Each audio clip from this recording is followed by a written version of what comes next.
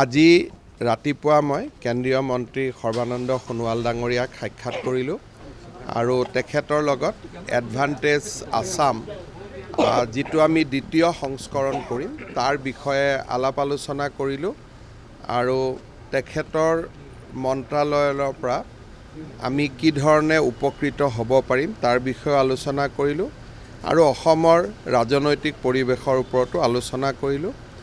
দুপৰীয়া 12 বজাত মই কেন্দ্ৰীয় বিত্তমন্ত্ৰী নিৰ্মলা সীতাৰমণ ডাঙৰীয়ানীক সাক্ষাৎ কৰিম।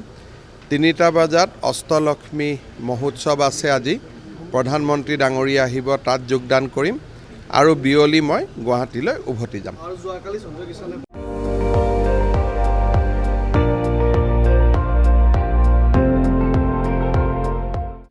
আপুনি চাই আছে ND24, সৰ্বশ্ৰেষ্ঠ নহয় সৰ্বোত্তমৰ দৌৰ।